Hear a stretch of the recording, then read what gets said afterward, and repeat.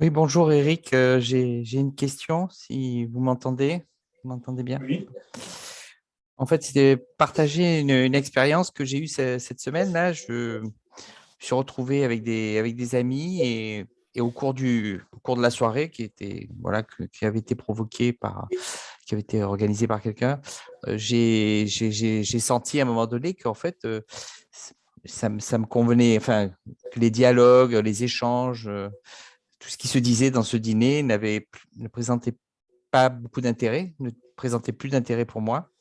Il y avait des échanges d'opinions, d'avis, tout ça, sur plein de trucs. Et donc, je me suis dit, et ça se produit plus fréquemment depuis que, bon, je suis on va dire, je ne sais pas comment qualifier quelque chose, mais enfin, dans une démarche d'un peu plus grande ouverture ou des choses comme ça.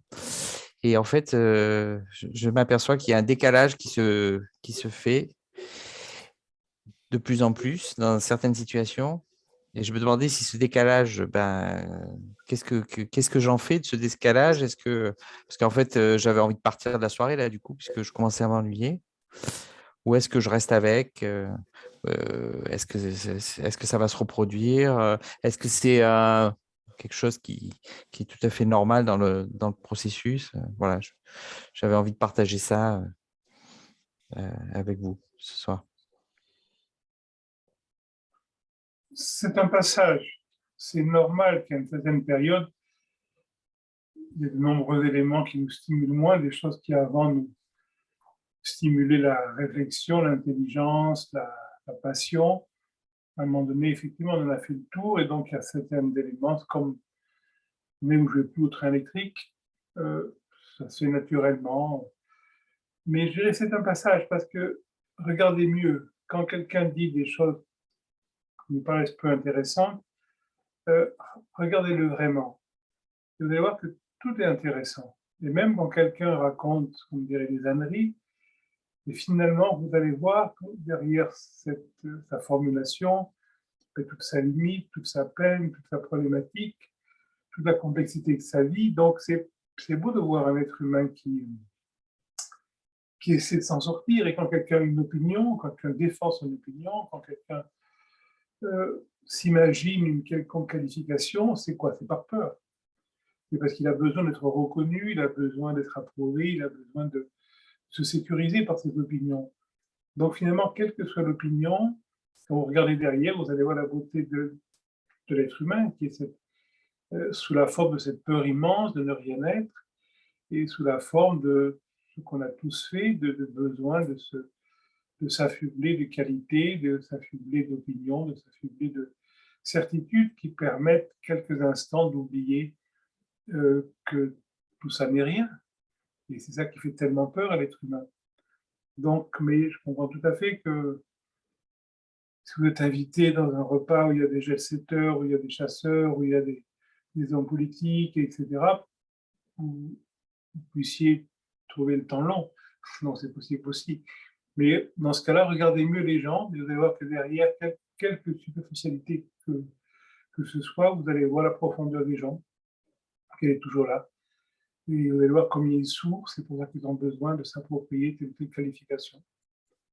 Mais à un moment donné, la vie fait que naturellement, on est moins invité dans ce genre de dîner. Donc voilà, on peut aussi ne pas y aller. Mais il ne faut pas le faire par pensant qu'on est mieux que ça, mais simplement que c'est plus la peine. Vous allez moins lire de littérature, moins aller au cinéma. Vous n'avez rien contre le cinéma et la littérature. Ça, pour beaucoup de gens, c'est important. On n'a plus besoin d'histoire. Donc, certaines choses se font naturellement. Merci beaucoup, Eric. Merci beaucoup.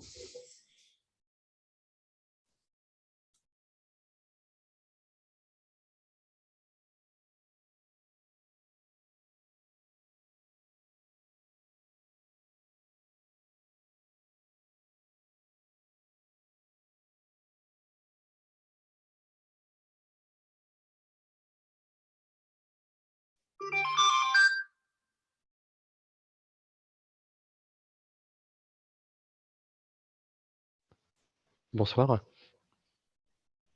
Euh, Parfois, enfin souvent, vous parlez d'absence de choix de la personne, et parfois j'ai cette sensation que c'est juste, mais je dirais que la grande partie de ce que je ressens, c'est que je me sens emprisonné dans cette, perception-là, en fait.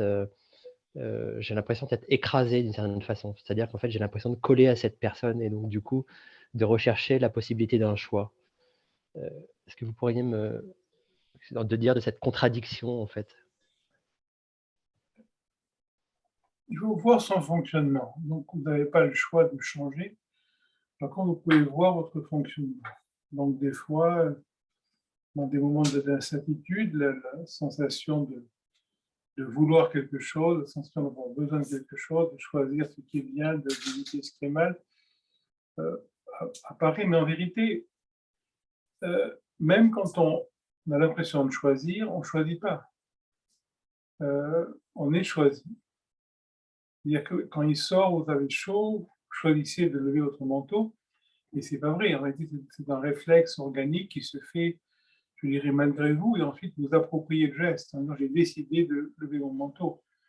Quand vous êtes dans une boîte de nuit, vous tombez, vous trouvez une femme ou un garçon sympathique, vous décidez pas. Après, par contre, vous avez l'impression que vous avez décidé de l'offrir en verre, et en vérité, tout votre système hormonal vous a transmis des informations que vous avez suivies, et votre décision de faire telle ou telle chose, en vérité, n'est pas une décision, mais c'est une prolongation d'une activité intérieure, interne, profonde. Donc même quand on pense choisir, on ne choisit pas. Mais par contre, quand on pense choisir, on s'approprie les notions de réussite ou d'échec. Et des émotions qui créent généralement une forme de complexité dans le psychisme, que ce soit la fierté de réussir, que ce soit la tristesse ou la honte de l'échec. C'est ça qui en est de devenir inutile. Mais on ne choisit pas, vous ne choisissez pas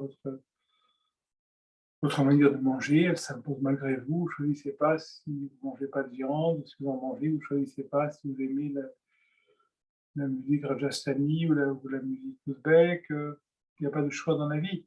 Tout ça s'impose naturellement à vous. Et ensuite, vous dites, ah, j'ai choisi d'écouter ça, mais ce n'est pas vrai. Vous avez été choisi par la musique, vous avez été choisi par l'action.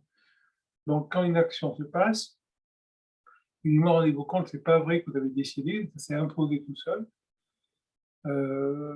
Qu'un boxeur fait un combat, il ne choisit pas de frapper à tel ou tel endroit. Son corps est entraîné pour le faire avant qu'il pense.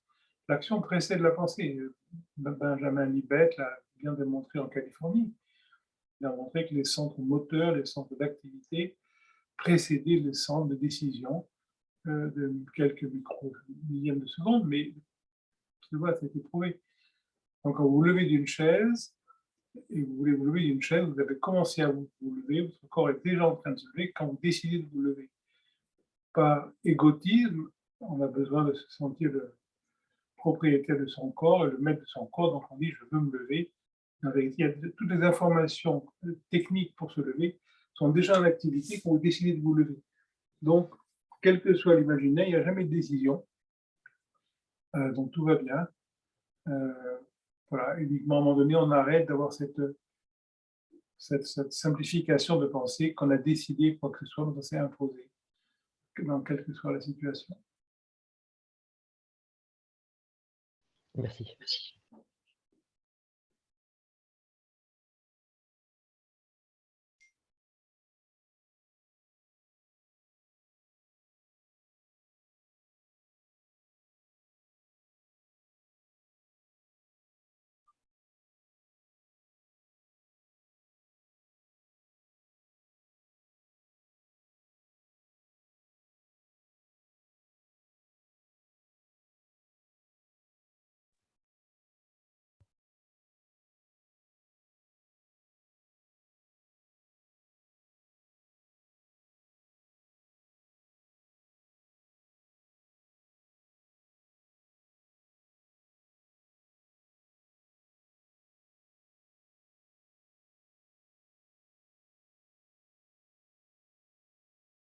Bonsoir Eric. Euh, J'aurais une question qui est un peu dans la continuité de la question qui vient d'être posée, de ce que vous venez de dire, c'est que vous dites souvent que ce qui arrive est indispensable. Et c'est un peu comme la personne qui vient de poser cette question. Moi, j'ai une part en moi qui trouve ça juste, qui le sent vraiment, et une autre part en moi qui le refuse complètement, quoi. Et j'aimerais savoir ouais, si vous pourriez un peu développer cette notion de ce qui arrive est indispensable. C'est pas indispensable moralement, mais c'est indispensable, je dirais, scientifiquement. Voilà, l'été, le printemps, l'hiver, l'automne arrive, c'est indispensable.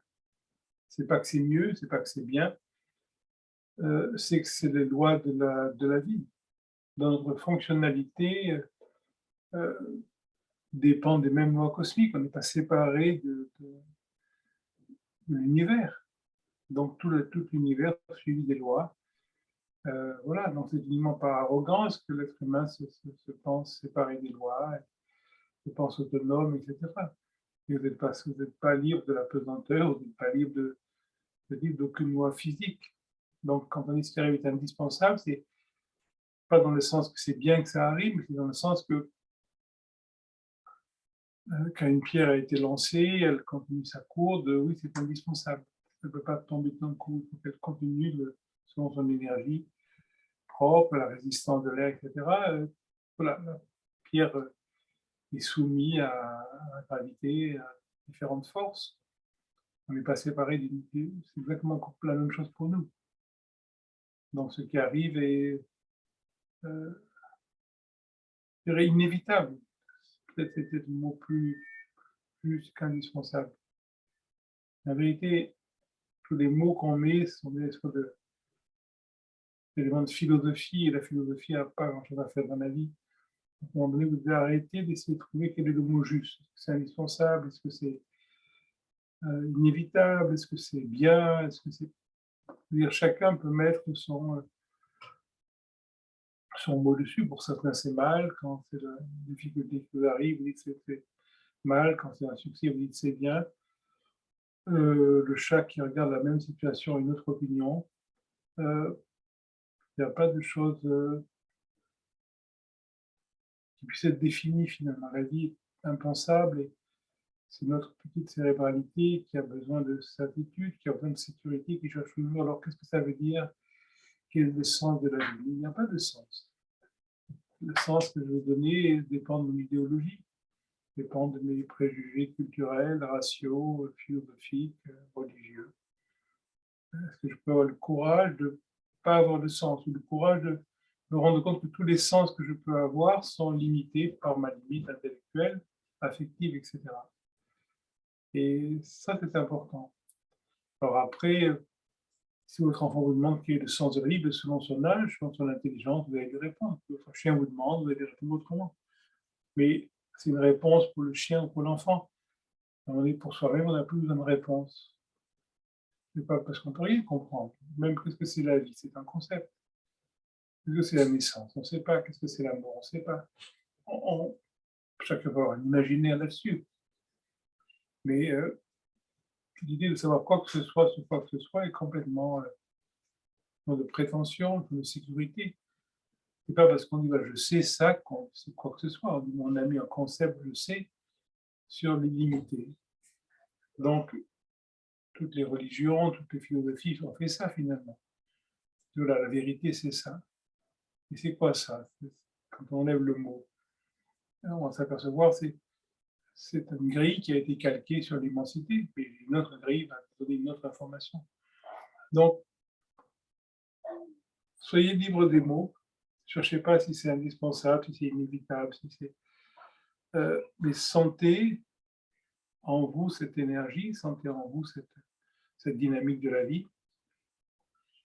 Le plus vous donnez à cette dynamique, au moins la question de réduire cette dynamique à une conceptualisation dans sa totalité. C'est ça qui est vraiment important. Jusqu'à vous arriver à un je ne sais pas qui soit vraiment opérationnel, qui des fois peut s'incarner sous forme d'un je sais fractionnel, momentanément. Vous pouvez savoir où sont les clés de votre voiture, mais ça va rester là. Ce ne sera pas plus un savoir philosophique. Merci.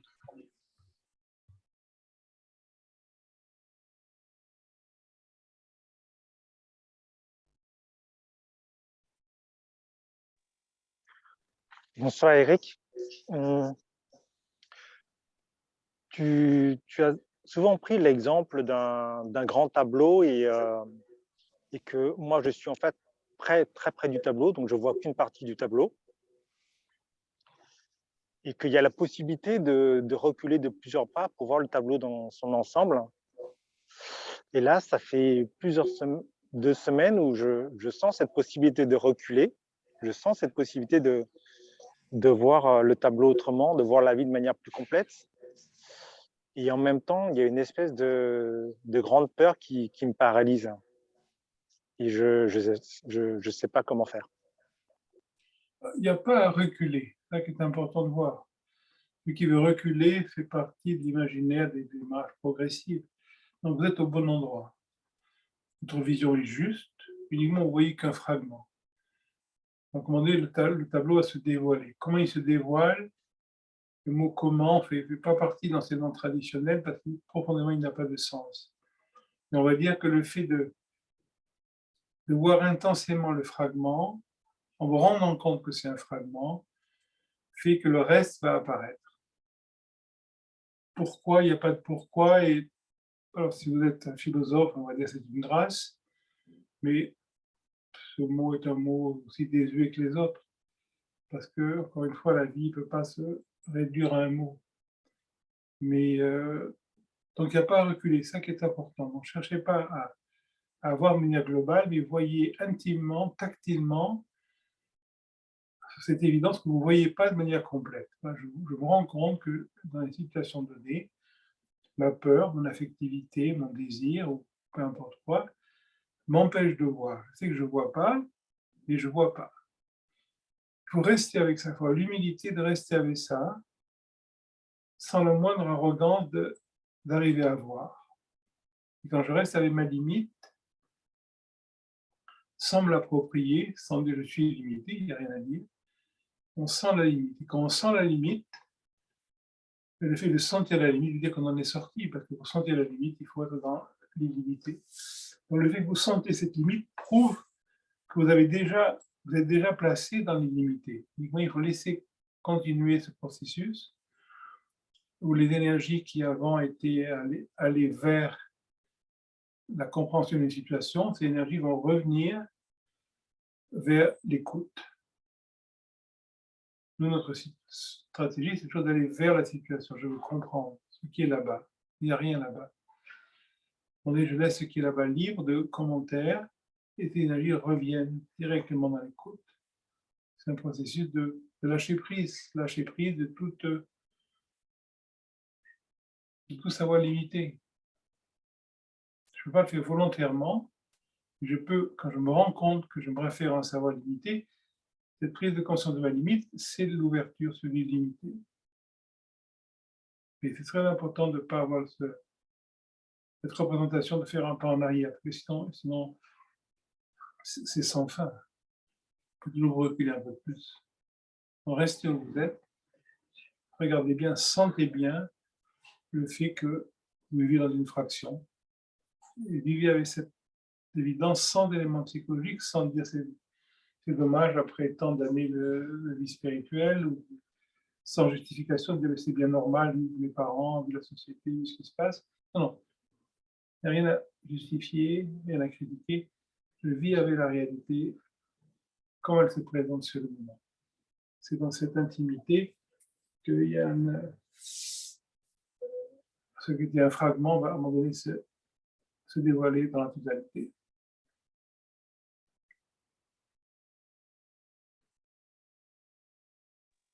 Merci.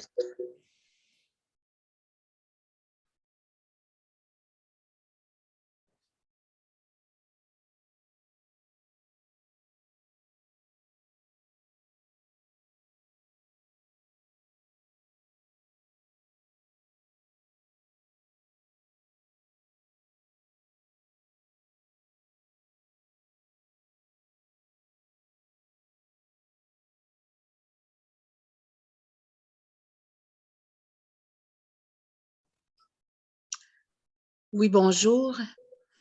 Je suis Louise du Québec. Je pensais dernièrement avec le confinement, nous, on a été beaucoup confinés, hein, et je retourne beaucoup dans mon enfance. Je suis proche je me sens comme une petite fille, là. Je suis proche de mon enfance, des gens que j'ai connus quand j'étais jeune. C'est bien.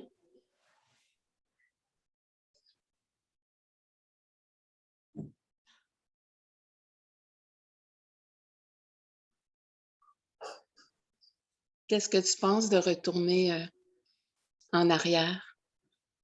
Quand ça se passe spontanément, comme c'est votre cas, c'est parfait, parce que le passé, le futur, le présent sont un finalement.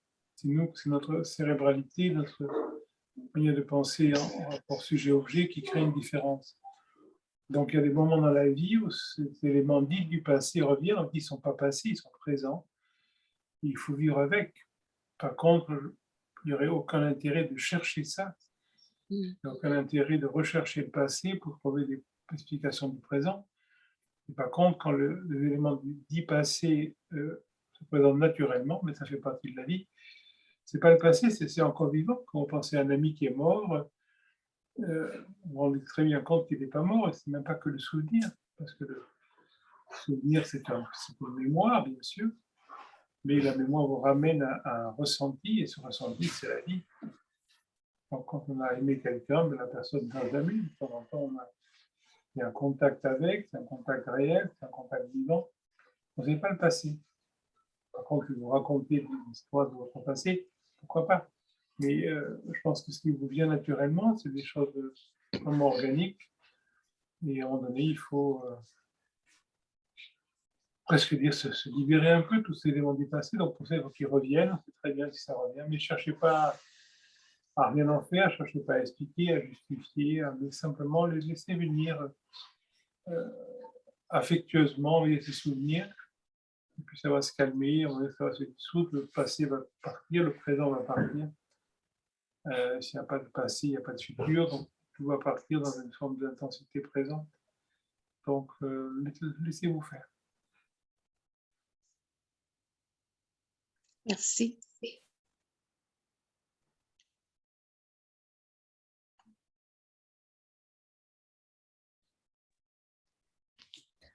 Bonsoir Eric. Qu'est-ce qui fait que la perception du temps, elle est... Parfois j'ai l'impression qu'une semaine c'est un mois ou au contraire qu'une semaine c'est 2 journées. Enfin, qu'est-ce qui conduit notre perception du temps? Oh, vous savez, c'est la sensation tactile du corps. Si on vous torture pendant 1 heure, c'est très long. Et si vous êtes avec votre amoureux, une journée, c'est très court. Donc, c'est notre expérience tactile qui nous donne des sensations de dureté, de longueur. Un enfant qui doit faire un devoir de mathématiques, pendant 1 heure, c'est extrêmement long pour lui. Si vous mettez un film pornographique, il va trouver ça très court pendant la même heure. Donc, le temps est cérébral. Donc, le temps dépend de notre affectivité. Et ce qui est agréable passe vite, ce qui est désagréable semble passer longtemps. Quand vous êtes jeune, l'été, ça paraît interminable, et quand vous êtes vieux, ça passe comme un instant. Donc, ça dépend de notre vitalité, ça dépend de notre état cérébral. Tout ça, c'est des représentations. Un papillon qui vit une journée a certainement la sensation de vivre une éternité. Une tortue qui vit 400 ans, peut-être à un moment donné, va penser que ça va passer très vite finalement. Le temps corporel est différent du temps cérébral. Donc, pour là observer ça, mais il n'y a pas de conclusion philosophique pour en tirer, je pense. Mais c'est vraiment la structure corporelle. Au plus notre corps est lâché et heureux, au plus le temps va passer vite. Au plus le corps est dans la tension et dans la souffrance, au plus ça passe lentement. Une rage de dents de 2 heures, c'est une éternité. Et faire l'amour avec votre nouvel amant pendant 2 heures, ça passe très vite. C'est normal.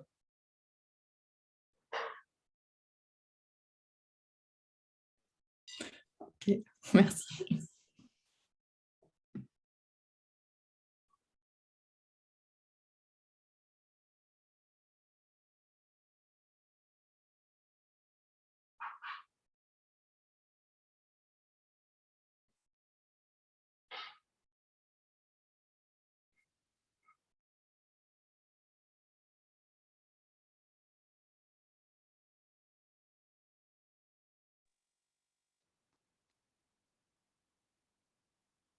Bonsoir, Michel.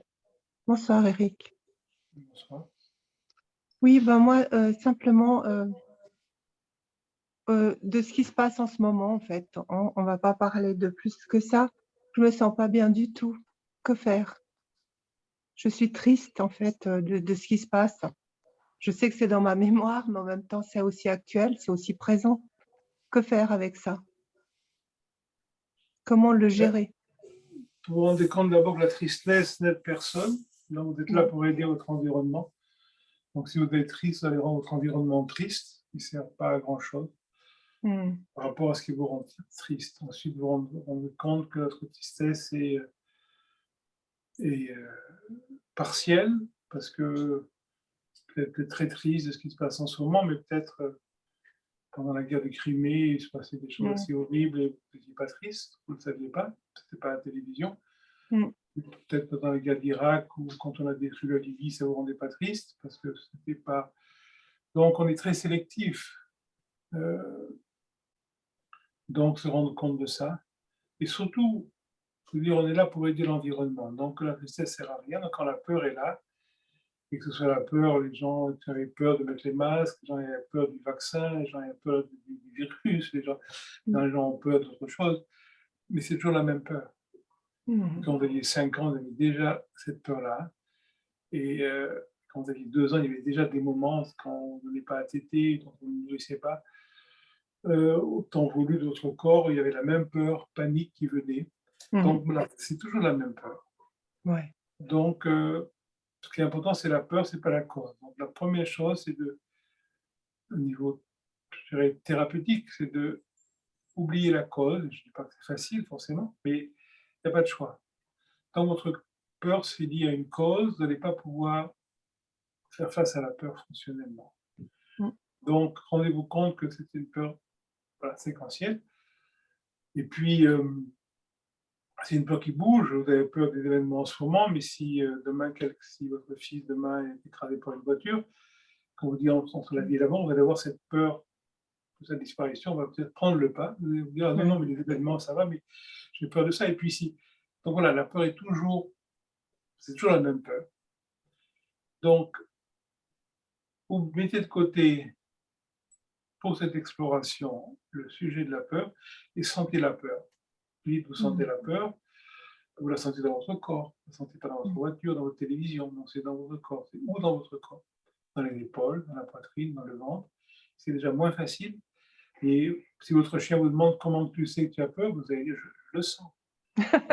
donc vous le sentez. Donc c'est dans votre corps. Donc il faut explorer sensoriellement. Et ce n'est pas évident au début. Finalement, ce qu'on appelle le yoga, ces choses-là, c'est fait pourquoi? C'est fait pour développer la sensibilité du corps, pour voir quand ce genre d'événement arrive, pour pouvoir être disponible corporellement. Mais on n'a pas besoin de faire du yoga pour ça, il suffit d'être présent corporellement, donc allongez-vous, asseyez-vous, ce qui est confortable pour vous, et puis posez-vous la question, sans chercher à y répondre, qu'est-ce qui me fait dire que j'ai peur? Il va y avoir, c'est une sensation.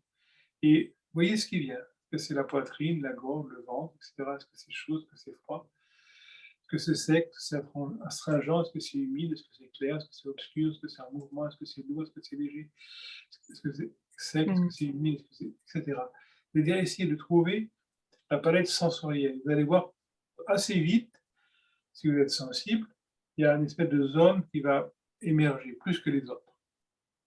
Vous ne sentez pas grand-chose dans vos mains, d'accord? Pas grand-chose dans les poignets, ok, plein d'avant-bras. Peut-être la poitrine, peut-être la gorge, peut-être le ventre, vous allez sentir quelque chose qui est moins léger que d'habitude. Laissez-vous faire, puis cette zone va naturellement bouger et vous amener à d'autres zones, comme des ramifications. C'est vraiment un voyage. Ce n'est pas vous qui le faites. Mais c'est un voyage qui vous invite naturellement. Vous suivez la sensation, donc vous êtes passif, mais la sensation est active. Donc vous allez suivre où vous emmène la sensation. Et il faut le faire sans intention, sinon vous faire connaissance avec ce qui est là. Au bout d'un moment, vous allez tourner en rond. Vous allez vous rendre compte que vous ne sentez pas vraiment. Vous commencez à penser à votre fils, à votre chien. Arrêtez. Continuez la vie normale. Et puis un autre jour, de nouveau, continuez. Allongez-vous. Vous sentez la peur. Allongez-vous. Et sentez petit à petit, vous allez développer une grande sensibilité tactile. Et vous allez voir que cette peur qui va apparaître à un endroit localisé va progressivement se délocaliser. Tout le corps va apparaître comme étant en sentant la peur. Il faut arriver jusque-là. À ce moment-là, quand quelque chose qui est serré s'étale, ça perd sa caractéristique de quelque chose de serré. Donc ce processus est tout à fait involontaire. Il faut être appelé par ça. Il y a des gens pour qui c'est pas possible parce qu'il y a trop d'idées, d'images. Non, mais voilà. Mais tôt ou tard, l'image s'arrête. Vous avez vu un chien qui a voulu vous mordre cet après-midi. C'est tout ça, vous ne pouvez pas sentir la peur, c'est trop fort. Peut-être demain après-demain, surtout si vous savez que le chien a disparu, il n'y a plus de chien, vous n'avez plus peur, et vous allez pouvoir sentir la peur du chien qui est encore là. Donc là, ces événements en ce moment, peut-être, ils vont simplifier, ils vont s'aggraver, on ne sait pas. Mais la peur n'est pas liée à ça. La preuve, les gens qui vont se battre en ce moment volontairement n'ont pas peur. Je ne dirais pas. Il y a quelque chose qui est plus fort que la peur. Donc, délocaliser la peur de l'événement, parce que c'est toujours la même peur. Quelle que soit la situation, c'est toujours la même peur. Et alors, cette peur, finalement, c'est la peur de rien être. Et c'est la peur de vous rendre compte qu'on n'a aucun contrôle sur la vie. C'est une peur panique qui vient de leur petit enfant, d'un bébé de quelques jours, quelques mois, n'a aucun contrôle. Je viens de la manger, il est vivant, je ne vais pas manger, il est mort. Donc j'ai cette sensation de total, c'est effrayant de dépendre. Et le bébé apprend qu'il dépend totalement de celui qui va le nourrir. Voilà. C'est une question de vie ou de mort. Et ça, c'est très fort chez l'enfant. Et quand l'enfant hurle parce qu'il ne va pas manger, il pense qu'il va mourir au niveau cellulaire. Et c'est vrai, il ne donne pas à manger. Et cette peur, cela est inscrite en nous inévitablement. Et donc, ensuite, des situations vont réveiller cette peur. Selon les différentes périodes de la vie. Quand vous avez 20 ans, vous avez peur d'en avoir 40. Quand vous avez 40, vous avez peur d'en avoir 60. Quand vous avez 60, vous avez peur d'en avoir 80. C'est la même peur, généralement. Je pense pas, là. Mais, plus j'avance, plus je suis détendue. Bon, alors non, sérieux. Hein. Alors, c'est très bon signe. Ah bah oui, bah, je m'en fous. Hein, je veux dire, l'apparence, non, c'est fini. Ça. Donc, faites pareil avec cette peur. Sentez-la.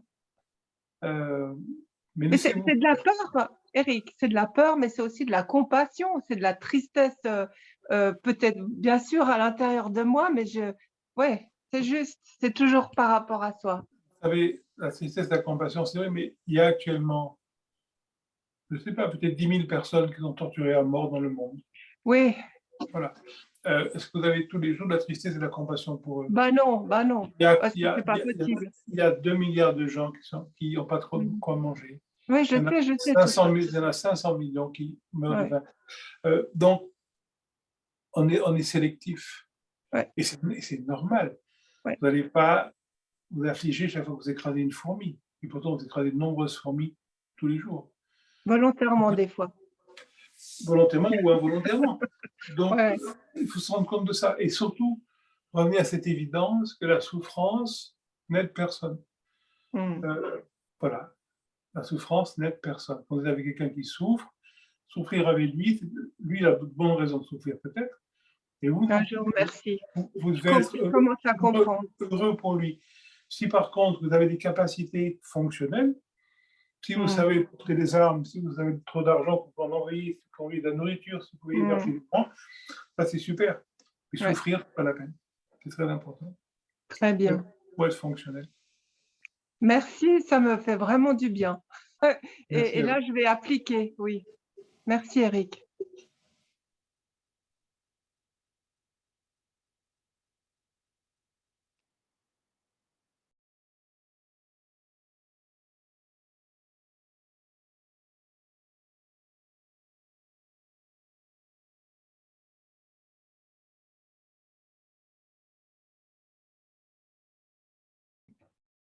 Bonsoir Eric.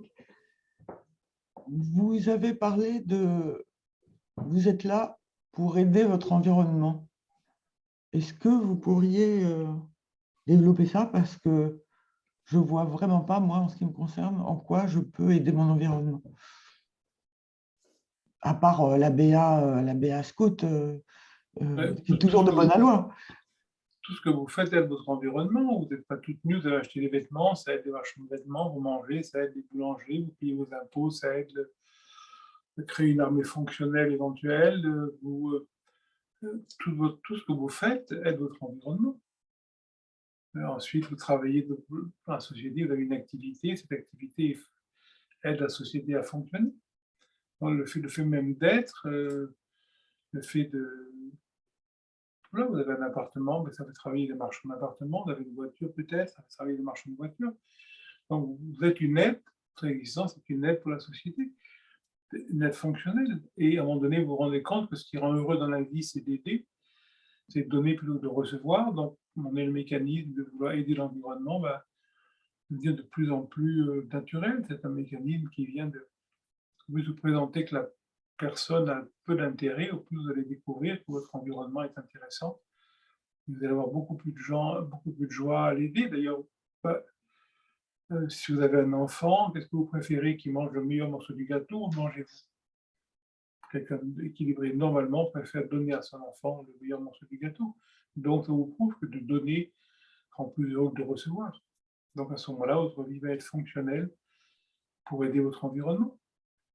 Mais ça ne veut pas dire de vous engager forcément pour des causes à la mode, ça ne veut pas dire d'avoir une action extérieure, ça peut être uniquement intérieurement. Votre intelligence, votre sensibilité fait que par rapport à vos amis, à votre environnement, vous allez écouter vos amis, vous allez... voilà, c'est une chose organique, c'est pas une activité d'aider, c'est ce qu'on est profondément. L'être humain, naturellement, se sent identique à son environnement, on est tous pareils. Donc, quand on voit un être humain, si on n'a pas de problème psychologique, on a une forme de... On se reconnaît dans l'autre, avec des formes différentes, bien sûr. Ensuite, chacun, selon sa capacité, va aider, mais prenez pas le mot aider dans le sens d'une aide professionnelle. Quelque chose à développer, oui, oui, d'accord.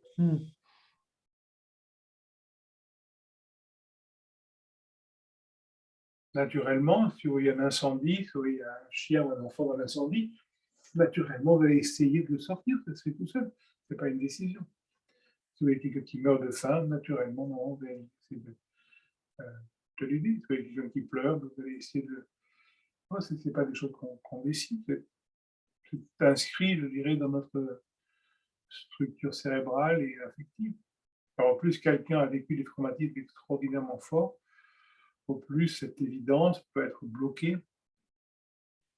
par d'autres modes, bien sûr.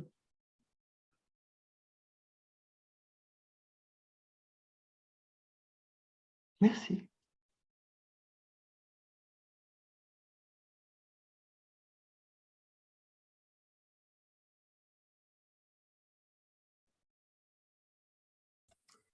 Bonsoir Eric. Lors de certains entretiens, vous aviez pu faire référence à des périodes de grande sécheresse, de grande aridité intérieure qui pouvaient advenir dans une démarche intérieure. Et je voulais savoir si vous pouviez en dire deux mots et si ça pouvait rentrer en résonance avec ce qui a pu être appelé des formes de nuit intérieure par certains mystiques. Oui, c'est-à-dire que quand vous avez compris profondément que vous ne trouvez pas l'essentiel et que vous n'avez pas encore vécu la direction vers l'essentiel, qui est une non-direction, il y a pour beaucoup de gens une période effectivement de de très grand repos affectif, c'est-à-dire vous n'avez plus de dynamique de créer quoi que ce soit. La vie affective, la vie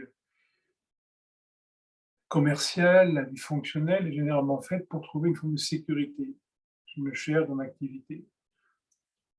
Vous avez pressenti que ce que vous cherchez ne se trouve pas dans l'activité.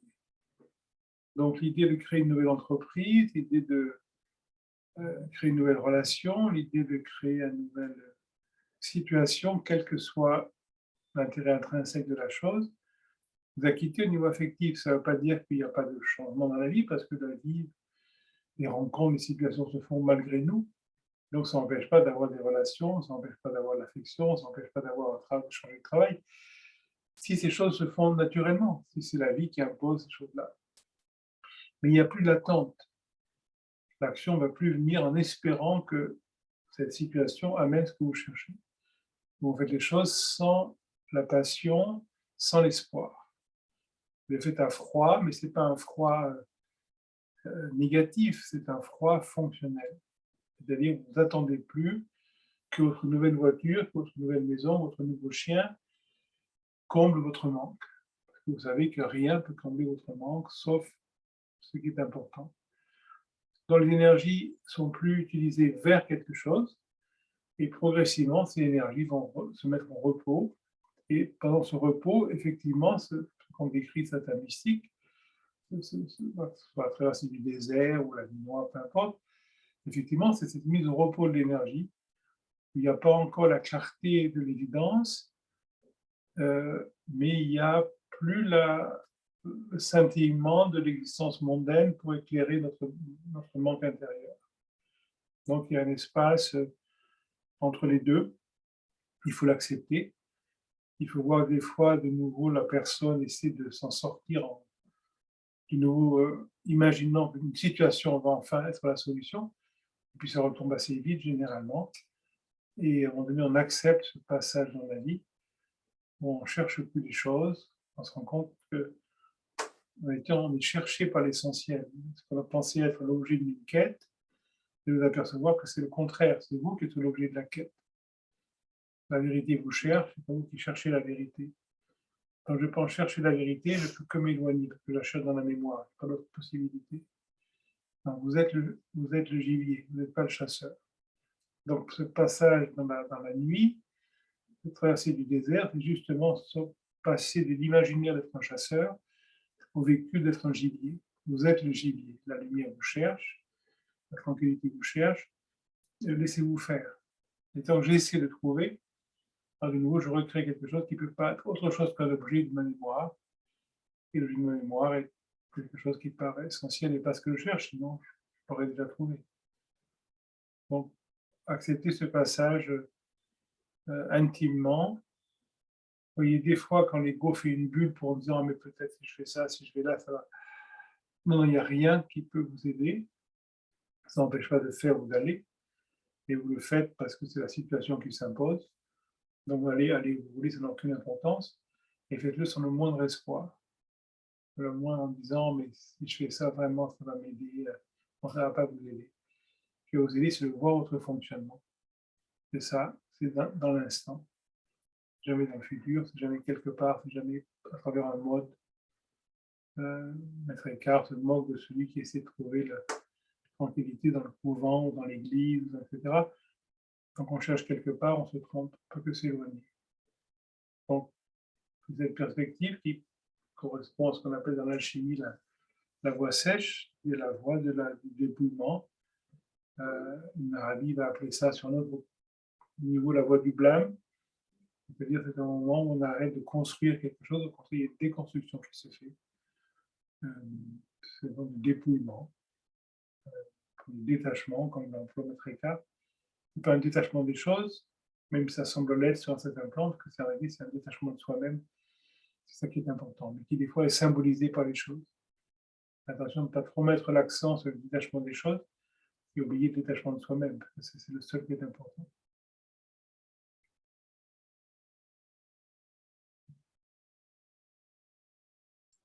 Merci Eric. Merci.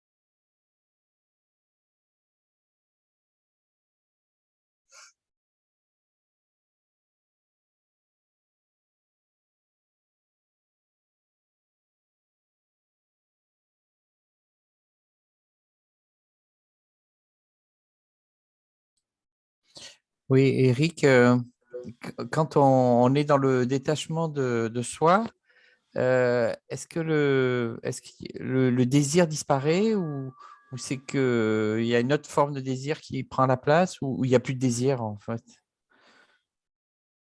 Ça dépend ce qu'on emploie ce qu'on entend par le désir. Le désir qui généralement est un espoir d'accalmie disparaît totalement parce que si l'accalmie, il n'y a plus d'espoir d'accalmie. Les gens font quelque chose pour se calmer. Ils veulent une voiture, ils veulent un chien, ils veulent un mariage, ils veulent un enfant, ils veulent une maison, parce qu'ils pensent que ça va les calmer. Dans ce désir-là, oui, ça arrête entièrement. Ensuite, dans la tradition cachemirienne, on parle de trois énergies, on parle d'Isha. Isha, c'est l'énergie essentielle, c'est l'énergie de vie, c'est l'énergie qui fait s'accoupler les animaux, c'est l'énergie qui fait que le printemps crée des feuilles, etc. Donc ça, c'est l'énergie qui est la vie, qui est le désir pur de la vie, ça reste, la vie reste, quelle que soit la situation. Mais l'imaginaire psychologique que telle ou telle situation va me combler, quitte. Donc la plupart des désirs qui sont des désirs du futur vont être remplacés par un désir du présent. Et les choses s'incarnent dans l'instant, et dans l'instant, quelle que soit la situation, il y a un désir pour la situation. Pourquoi? Parce que la situation n'est plus conscience, parce qu'il peut y avoir rien d'autre que la conscience. Bon, je veux ce qui est là, pourquoi? Parce que c'est là. Et peut-être à certains moments, ça peut être pas forcément facile à vivre, mais en tout cas, je suis condamné à ça.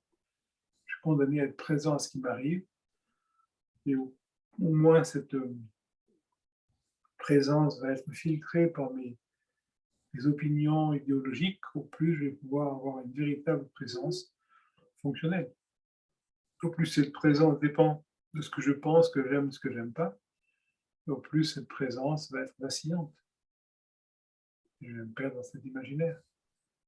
Donc, mais le désir, qui généralement est un besoin d'éliminer une tension. La plupart des gens se sentent misérables, puis ils achètent une voiture, ils sentent quelqu'un, ils se sentent des tensions corporelles, et puis ils font l'amour, et après ils sont un peu détendus. Ils ont absolument besoin d'être élus à une élection, ils ont absolument besoin que leurs enfants réussissent, ils ont absolument besoin que voilà, ce genre de désir vient d'un manque, et c'est tout à fait respectable.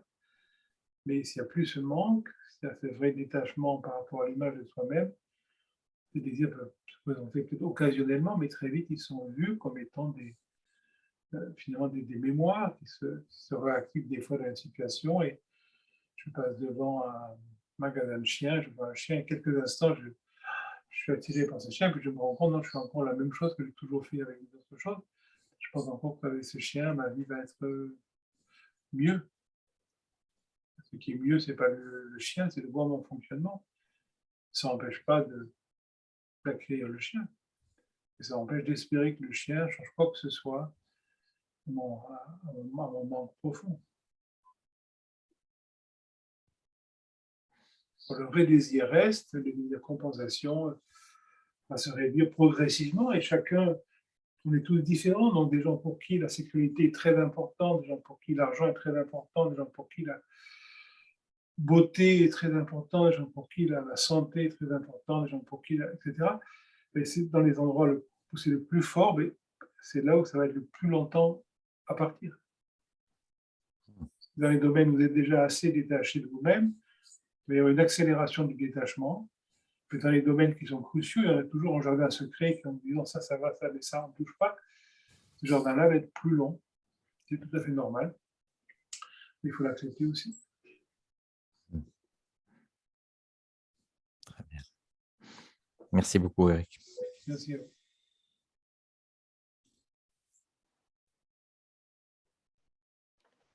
Oui, bonsoir Eric. Je voulais vous demander un petit éclaircissement sur une petite phrase que vous mentionnez sur votre site internet, que je ressens comme une forme de paradoxe personnellement, où vous dites par rapport à vos séminaires que c'est peut-être pas fait pour tout le monde et que ça peut réveiller des choses au niveau psychique et peut-être, si j'ai bien compris, fragiliser, temporairement et qu'il faudrait déjà avoir un certain équilibre et déjà ne plus se chercher, ne plus se sentir déjà fonctionnel quelque part. Moi, je le comprends comme ça et je le ressens comme un grand paradoxe parce que, comment dire? Je suis à peu près certain que c'est ce sentiment aussi de décalage et qui me fait chercher, qui me fait vous écouter et ce pressentiment qu'effectivement on ne se trouve pas dans les choses, qui me fait écouter votre enseignement et lire les patriarches zen, etc., etc., etc. Est-ce que vous pourriez un peu m'éclairer là-dessus? Mais beaucoup de gens, dans notre vie moderne, essaient de trouver dans des approches spirituelles une compensation à une difficulté fonctionnelle. La démarche spirituelle n'est pas là pour amener une accalmie psychologique. Donc, moi, j'ai vu des gens qui avaient certains troubles psychologiques, et même des troubles invisibles, je dirais, quand ils s'asseyaient pour la méditation, etc., on avait pété les plombs. Et je pense effectivement que pour eux, ce n'était pas la bonne approche, et qu'il y avait d'autres approches différentes qui étaient plus fonctionnelles. Donc, mais il ne faut pas prendre la lettre. Donc, vous savez, comment je sais que quelqu'un est justifié de venir à mes séminaires, pour moi, c'est qu'il vient. Et comment je sais qu'il ne doit pas y venir, c'est qu'il ne vient pas. Je n'ai pas d'autre référence à ça. Ensuite, je n'ai jamais refusé personne en disant vous êtes fou, il ne faut pas venir. Sinon, il n'y aurait pas grand monde. Et voilà, donc cette phrase au début a été un peu mise pour des raisons fonctionnelles aussi, pour essayer d'éviter justement que les gens en grand désarroi psychologique, qui ont besoin d'un suivi, parce que quand on est en grand désarroi, il faut un suivi. Et moi, ma vie ne m'a jamais donné l'occasion de suivre des gens, parce que je suis toujours dans différents mouvements, moi avec cette sympathique, deux années qu'on vient de passer, mais jusque-là, je n'étais jamais un mois dans le même pays. Et donc, quand on veut suivre un alcoolique, par exemple, un drogué, lui qui a un grave problème de violence, il faut voir ces gens régulièrement. Sinon, ce n'est pas sérieux. Donc, pour être un thérapeute, il faut être sur place et que les gens vous voient régulièrement. Et moi, je ne suis pas un thérapeute parce que je ne suis pas sur place. Je rencontre des gens une fois par an, une fois tous les 2 ans. Et honnêtement, ça ne suffit pas pour résoudre un problème d'alcoolisme ou de drogue.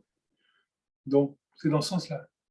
Par contre, des gens qui ont déjà une forme de relative accalmie dans leur vie, ce qu'on fait a peut-être un sens, voilà, c'est uniquement par rapport à ça. C'est parce que je connais la nécessité de la pédagogie régulière et fréquente dans l'acte pédagogique pour des gens qui ont de grosses difficultés. Et moi, je n'ai pas la capacité, vu que je vois les gens très très peu, de pouvoir aider quelqu'un qui a ce besoin-là. Parce qu'il faut vraiment une régularité. Quand quelqu'un a un problème psychologique, c'est très important. La personne, ça prend du temps que la personne puisse se mettre à nu, puisse se découvrir avec le thérapeute. Et ça, ma vie ne m'a pas donné la capacité de le faire. Donc, c'est uniquement par rapport à ça. D'accord, parce que c'est vrai que je repense aussi à c'est Arnaud Desjardins, hein, parfois dans ses livres, qui a un discours un petit peu, je pense à l'influence de Guénon, il faudrait déjà avoir travaillé ci, avoir travaillé ça, développer déjà son ego pour ne plus en avoir. C'est quelque chose qu'on entend dans les milieux un petit peu spirituels. Qu'est-ce que ça vous évoque? Je ne sais pas parce que je ne fréquente pas les milieux spirituels. Si Guénon dit quelque chose, pour moi, c'est toujours juste. Par contre, la manière dont il le dit, maintenant, il dirait autrement. Et voilà, donc il faut lui laisser sa qualité n'est pas négociable, sa formulation peut l'être parce qu'une formulation dépend d'une période donnée. Et maintenant, il dirait certaines choses autrement. Avoir un ego pour l'éliminer, non, je pense que ça n'a pas de sens.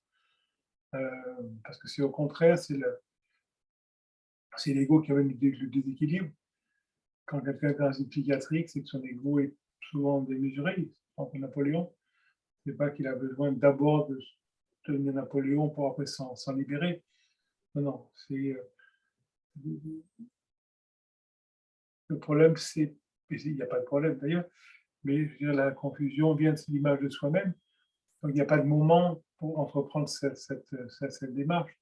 Par contre, il faut qu'il y ait une relative accalmie.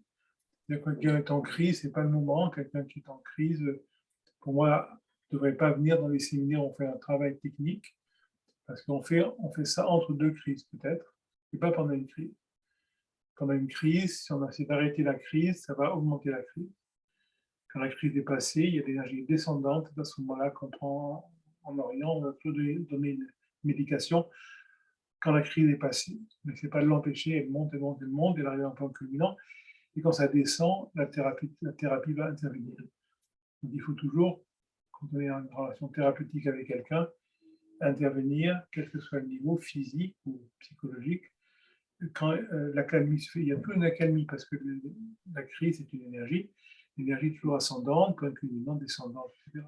C'est quand l'énergie est descendante qu'on va intervenir thérapeutiquement, avec la médication, avec peu importe. Donc, quelqu'un qui sera en crise et qui viendrait à un séminaire, effectivement, je pense que ça n'apporterait pas grand-chose. Il faut d'abord que cette crise suive son accomplissement. Et on n'est pas outillé pour ça. Mais donc, je ne pense pas qu'il faille un ego fort pour avoir une quelconque intériorisation. Et je pense qu'il faut être naturellement se poser la question. Est-ce que ma souffrance est liée aux situations qui m'arrivent? Est-ce que ma souffrance est liée à mon attitude vis-à-vis de ces situations? C'est ce qu'on appelle la maturité. S'il y a ça, je dirais, tout le monde est bienvenu. Et celui qui n'a pas ça ne va pas comprendre ce qu'on fait. Parce que nous, on ne fait rien. Donc, quelqu'un qui cherche une solution va être très désemparé parce que nous, même notre approche corporelle est faite pour qu'elle n'ait aucun effet. Parce que ce qui est important, c'est ce qui est au-delà de l'effet et de la cause. Donc, on a une pratique et une non-pratique qui n'apporte rien, qui ne change rien. Donc, celui qui cherche une solution va être extrêmement frustré. Il ne va pas revenir, donc ce n'est pas la peine qu'il vienne. Celui qui se rend compte qu'il n'y a rien à chercher, qui fait sans ça, par contre, ça peut lui convenir. Et encore une fois, pour moi, les formulations sont vraiment arbitraires. On a mis ça il y a 30 ans, 40 ans sur un site. J'ai oublié ce que ça veut dire même. Dans le signe, quelqu'un peut venir, c'est qu'il vient, et s'il ne vient pas, c'est qu'il ne doit pas venir. Pour rester concret. Merci Eric. Merci à vous. Eric, j'aimerais savoir si l'épuisement, je parle de la fatigue physique. Vous m'entendez? Oui. Oui. Si la fatigue physique est une voie de retour à soi, même s'il n'y a pas en vérité de retour. En fait, je ne suis pas en lutte avec la vie, même si j'ai pu l'être. Mais il y a comme du contrôle dans les situations, de vouloir toujours bien faire de mon mieux, que tout soit bien. Et pour le coup, du coup, je suis vraiment fatiguée en fait. Et je pratique, ce qui est venu à moi, c'est que je m'allonge et j'ai la chance d'avoir une vie sensorielle, je dirais, sensuelle. Mais donc ça me laisse des plages de repos, mais ça ne suffit pas. Ce qui est une voie vers ce que vous appelez le retour à soi, ce n'est pas la fatigue, c'est de voir son fonctionnement. Donc de voir que vous êtes toujours en train de fabriquer, d'organiser, d'essayer.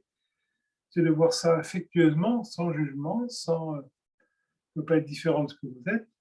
C'est de voir ça qui est une voie de clarification. Mais par contre, que vous ayez une vie sensorielle débridée, que vous fassiez l'amour toute la journée, que vous soyez très fatigué, en aucun cas, en soi, c'est quelque chose qui vous rapproche, ni vous éloigne d'ailleurs, de ce qui est essentiel. Par contre, de voir votre fonctionnement, vous voyez, comme vous avez très bien dit, vous êtes toujours en train d'intervenir, de vouloir faire bien. Ça, il faut le voir. Et ce n'est pas le voir pour le changer, c'est le voir tout court. Donc, vous êtes l'héritier de votre famille, de votre tradition, de votre passé. Il faut le voir. Et au plus je vois mon fonctionnement, au plus il va y avoir intuitivement comme cet espace qui va se créer entre moi et ce fonctionnement. C'est étrange, mais au plus on sent le conditionnement, au plus on pressent la liberté. Bon, au plus on va être libre, au plus on se sent conditionné. C'est étrange, mais c'est vraiment comme ça. Donc, soyez tranquille avec votre conditionnement, c'est pas négatif, c'est pas faux de tout vouloir contrôler, c'est pas faux de vouloir le bien plutôt que le mal. Il n'y a pas rien de faux, parce que le mot faux et juste sont des mots artificiels. Mais ce qui est là, c'est de voyez intensément comment vous fonctionnez. Demandez rien à la vie d'autre que de voir votre fonctionnement. Et voir, c'est pas quelque chose que vous pouvez faire, c'est ce que vous êtes essentiellement. Donc à vous d'être de plus en plus intime avec chaque fois que vous réagissez, chaque fois que vous avez une envie, chaque fois que vous avez un désir, chaque fois que vous avez une peur, chaque fois que vous êtes mis en question, chaque fois que vous êtes heureux quand on vous a dit ça, chaque fois que vous êtes triste quand on vous a dit ça. Voyez ça vraiment intimement. C'est ça votre champ de bataille. Mais c'est pas. Non, la fatigue en soi n'apporte rien, ça n'enlève rien non plus. La fatigue, c'est le signe d'une mauvaise gestion de l'énergie. Si vous êtes fatigué, c'est en question plus votre alimentation que qu'autre chose. Et je ne sais pas une spiritualité là-dedans, c'est une fonctionnalité. Le corps doit être fonctionnel, il doit être efficace. Ça dépend à 98% de notre alimentation. Ensuite, si vous êtes un bûcheron, si vous êtes une prostituée de trottoir, il y a des activités qui sont fatigantes. Bon, ça c'est autre chose, mais en dehors de quelques activités de nos sociétés, la fatigue est généralement psychologique. C'est de lutter avec des situations et c'est quand vous dites de vouloir quelque chose, de vouloir fabriquer. Voyez votre fonctionnement, voyez comment vous fabriquez les choses. Ça va changer, le fait que vous le sachiez prouve que c'est déjà en train de changer. Si vous ne le saviez pas, c'est très autre chose, mais voilà, quand je me rends compte de quelque chose, ça veut dire qu'il y a déjà un espace en moi qui est séparé de cette chose. Donc, continuez votre exploration et explorer des démarches plus d'alimentation pour retrouver une non-fatigue. Le corps ne doit pas être fatigué, ça dit au contraire un obstacle dans le présentement de ce qui est essentiel. Alors, il y a des gens qui ont des fatigues chroniques, si c'est une maladie, c'est autre chose, mais si ce n'est pas à ce niveau-là,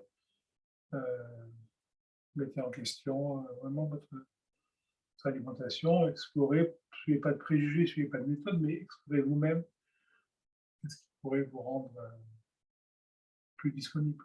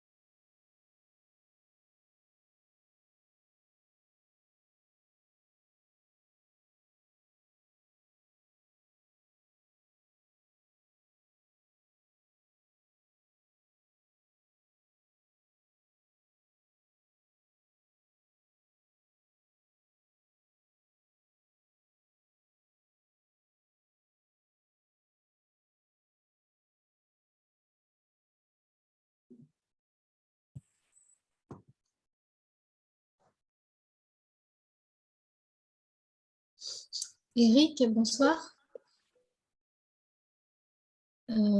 Parfois, en fait, il peut y avoir la perception simultanée de plusieurs émotions, de plusieurs sensations, et qui crée en fait intérieurement comme un flou, ou une forme d'amalgame, on va dire. Et en fait, du coup, je ne sais plus comment m'orienter avec ça. Je ne sais pas qu'est-ce que ça vient toucher en fait. Revenez sur le senti. Oui. Ne vous occupez pas de la pensée pour passer très vite d'un objet à l'autre. Le senti est différent. Deux, trois émotions. Ne vous occupez pas de savoir quelle est l'émotion conceptuellement, mais c'est le ventre, c'est la poitrine, c'est la gorge, c'est les reins, c'est la mâchoire. Restez là et le reste va venir naturellement. Vraiment rester là.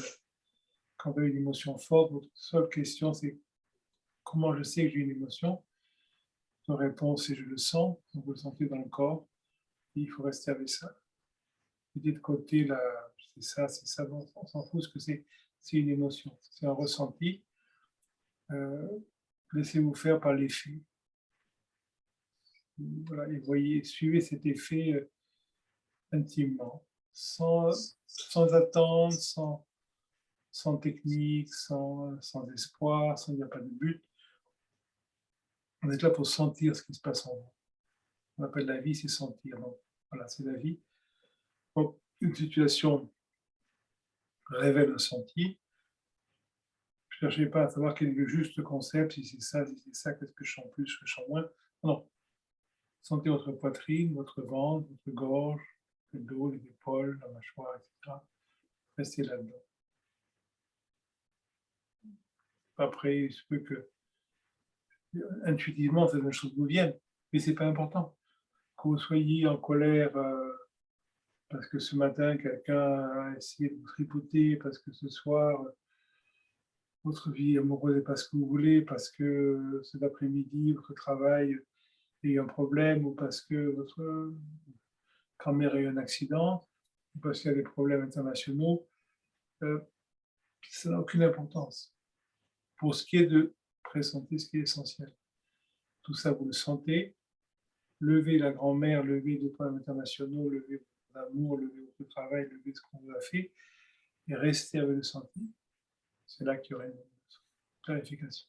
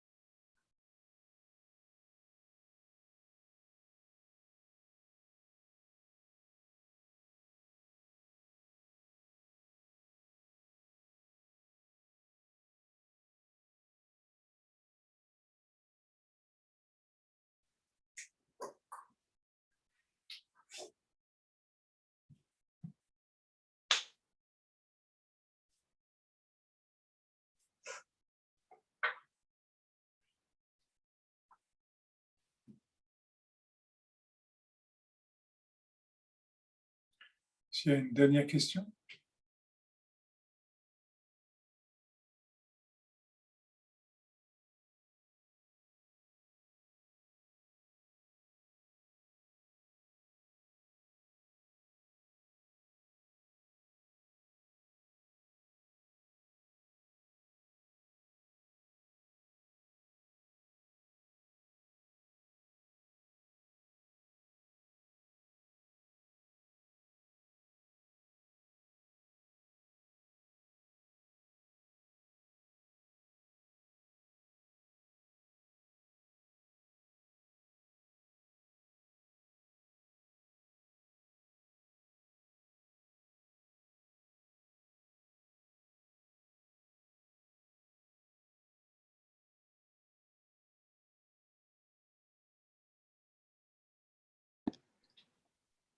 Eric, je m'aperçois ces temps-ci que je me mets un peu moins en colère que d'habitude. En tout cas, que j'ai le temps de voir que je me mets en colère et que ça vaut pas le coup. Donc, je désamorce un peu plus rapidement.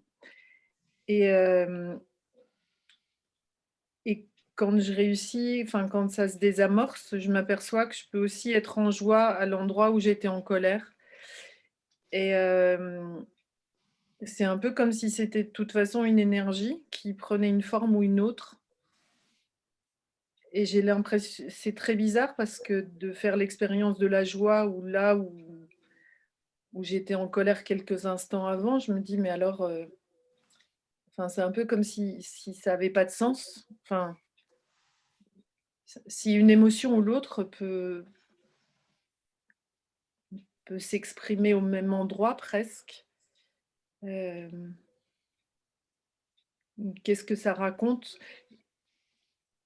Et puis que la colère aussi, ou l'énervement, il peut avoir un objet. Alors je me dis, ben celui-là, ok, ça passe. Et puis il y a un autre sujet qui arrive, donc à nouveau ça nourrit, et puis ça passe. On voit le mécanisme, la personne a toujours besoin de stimulation. La personne est toujours entre le rire et les larmes. C'est merveilleux, c'est dramatique, c'est merveilleux. Pendant très longtemps, c'est comme ça. Vous devez voir ce mécanisme. Une petite chose vous rend si heureuse, une petite chose vous rend si malheureuse. On dit ça vous blesse tellement, on dit ça vous fait tellement plaisir.